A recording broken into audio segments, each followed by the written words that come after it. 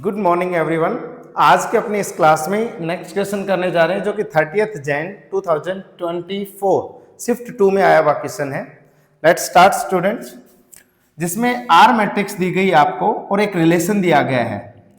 फिर वहां पर कहा गया है कि किसी स्क्वायर मैट्रिक्स एम के लिए ट्रेस ऑफ एम क्या होता है, सम ऑफ ऑल डायगोनल एंट्रीज। फिर कहा गया है कि इनमें से कौन कौन से स्टेटमेंट ट्रू है और उनके लिए कुछ ऑप्शंस दिए गए हैं। Let's start student. हमारे पास सबसे पहले जो रिलेशन दिया गया है वो लिख रहे हैं एक्स साइन थीटा बराबर वाई साइन थीटा प्लस 2π/3 बराबर जेड साइन थीटा प्लस 4π/3, जो कि नॉन जीरो दे रखा है। हमने उसको क्या मान लिया, एक लैम्डा मान लिया, और यहां पर लिख देते हैं लैम्डा है वो नॉन जीरो क्वांटिटी है। ओके स्टूडेंट, यहां से मैं x की वैल्यू निकालता हूं। x की वैल्यू अपने पास आएगी लैम्डा अपॉन साइन थीटा। अगर मैं यहां से 1/x की वैल्यू निकालूं तो अपने पास वैल्यू आएगी sine theta upon lambda.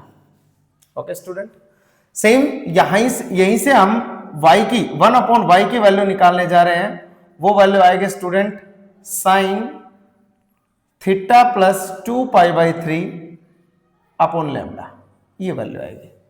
Same इसी तरीके से अगर मैं 1/z की वैल्यू कैलकुलेट करूं इन दोनों को कंपेयर करके, तो अपने पास आएगी साइन थीटा प्लस 4π/3 और डिवाइड में ये है लैम्डा। ओके स्टूडेंट, पूरे के डिवाइड में हम क्या करते हैं, यहां से सबसे पहले 1/x plus 1/y plus 1/z ये कैलकुलेट करने की कोशिश करते हैं, और ज्यादा बेहतर रहेगा इस लैम्डा को भी यहीं भेज दें तो ये हो जाएगा लैम्डा अपॉन एक्स, इसकी वैल्यू साइन थीटा, यहां पर लैम्डा अपॉन वाई और यहां पर लैम्डा अपॉन जेड, ये कुछ वैल्यू हो जाएंगी। और हमने क्या किया, ऐड किया और लैम्डा कॉमन भी ले लिया, इसकी वैल्यू हम लिखने जा रहे हैं।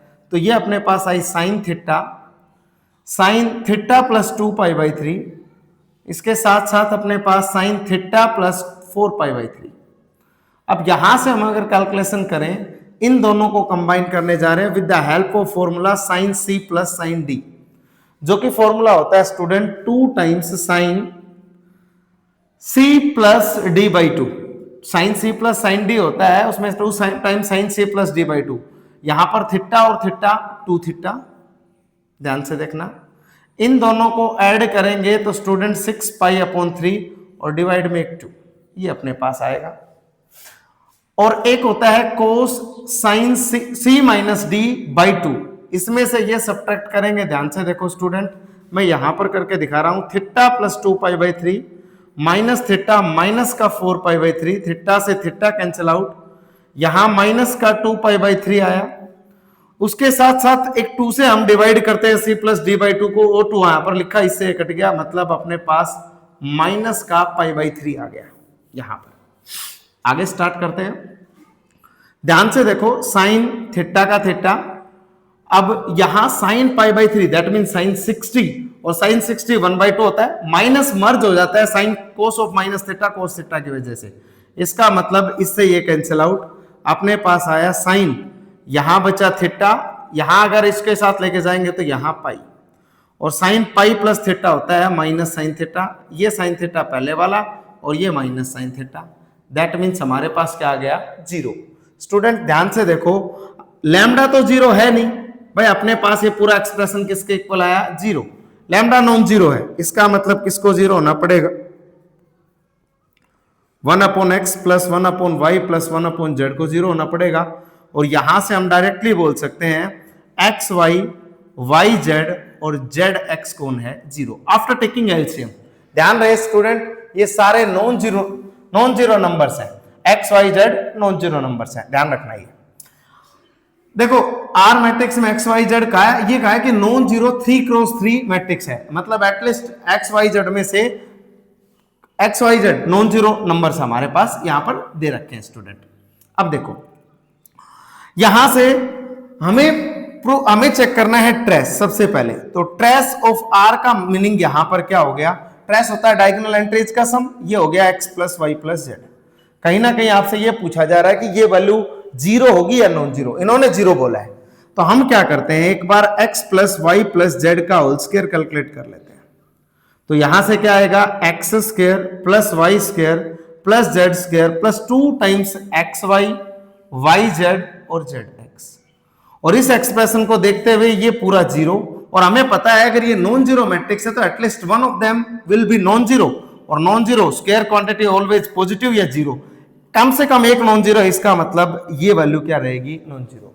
दोबारा सुन लो, ये जीरो यहां से किया, यहां पर अगर बात करें नॉन जीरो मैट्रिक्स है, एटलीस्ट एक्स वाई जेड में से कोई ना कोई एक नॉन जीरो होगा, नॉन जीरो होगा तो या तो ये नॉन जीरो या ये नॉन जीरो या ये नॉन जीरो, तो इसका मतलब तीनों का सम नॉन जीरो होगा। ठीक है भाई, ये नॉन जीरो हुआ, तो यहां से हम अगर बोले तो x plus Y plus Z non zero बोल सकते हैं। इसका मतलब जो ट्रेस आएगा वो जीरो नहीं आएगा, इसका मतलब ये स्टेटमेंट फॉल्स है। तो स्टेटमेंट फॉल्स है, ध्यान से देखो student, both 1 and 2 are true, कोई दिक्कत नहीं है, मतलब ये तो ऑप्शन डायरेक्ट गलत है, ये हो सकता है सेकंड ट्रू में भी हो सकता है, फर्स्ट ट्रू ये भी गलत है। अब इन दोनों में से एक ऑप्शन आएगा, आगे स्टार्ट करते हैं। इन्होंने कहा if trace of adjoint are, ध्यान से देखो, इन्होंने बोला है एडजेंट ऑफ एडजेंट आर। सबसे पहले इसी के बारे में बात करते हैं। ये होता है डिटरमिनेंट की power n-2 into matrix A, sorry matrix यहां पर आर दे रखी है तो मैं आर ही लिखूंगा, और ए दे रखी होती है तो ए लिख देते हैं। अब मेरे को बताओ, यहां पर डिटरमिनेंट की जरूरत पड़ रही है, मैट्रिक्स आर वो एक डायगोनल मैट्रिक्स है, और हमेशा याद रखना डायगोनल मैट्रिक्स का डिटरमिनेंट डायगोनल एलिमेंट्स का प्रोडक्ट होता है। आप चेक भी कर सकते हैं, फाइंड आउट भी कर सकते हैं, कोई दिक्कत नहीं, एक्स को एलिमिनेट करके वाई जेड ही आ रहा है। अब ये देखो, अब इन्होंने कहा इसका यहां पर n की वैल्यू ऑर्डर ऑफ मैट्रिक्स होता है, इसका मतलब यहां पर डिटरमिनेंट r इंटू आर। तो आपसे पूछा गया है ट्रेस ऑफ एडजेंट आर। अब देखो ये वैल्यू हमारे पास कांस्टेंट है, तो इसको हम लिख भी सकते हैं पहले, trace of X Y Z into matrix are.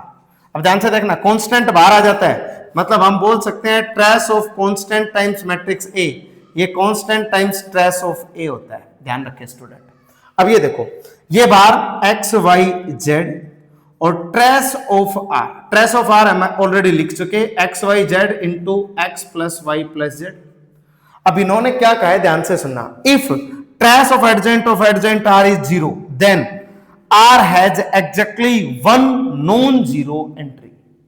इन्होंने क्या कहा है कि अगर आपका ट्रेस जीरो हो तो वो कह रहा है कि आर के पास कम से कम एग्जैक्टली एक एंट्री ही नॉन जीरो होगी। अब मेरे को ये बताओ, अगर मैंने मान लो एक्स और वाई दोनों को नॉन जीरो मान लिया, अगर x और y दोनों को नॉन जीरो मान लिया, तो मेरे को बताओ ट्रेस ऑफ एडजेंट, और z को मैंने जीरो मान लिया, तो एडजेंट ऑफ एडजेंट r क्या बनेगा, यहां x और y नॉन जीरो, ठीक है, z जीरो है तो zero into something, zero into non zero zero.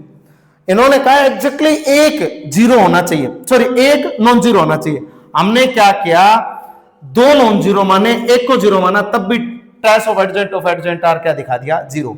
तो इसका मतलब स्टेटमेंट इनकरेक्ट, ये स्टेटमेंट भी फॉल्स। अब यहां से अगर देखें तो statement first and second false इसी में दे रखी है, नाइदर 1 nor 2 इज ट्रू, मतलब दोनों स्टेटमेंट क्या है, फॉल्स। मेरे हिसाब से आपको समझ आ गया होगा अच्छे से। यहां पर एक एंट्री नॉन जीरो दे रखी थी, इसकी वजह से हम डायरेक्टली हम ये बोल पाए कि ये जो एक्सप्रेशन है ये हमेशा नॉन जीरो रहेगा। क्यों, क्योंकि या तो ये जीरो हो सकती है या जीरो से greater value x square values, तो इसका मतलब ये ओवरऑल नॉन जीरो। इसी तरीके से ट्रेस ऑफ एडजेंट आर निकाल दिया हमने।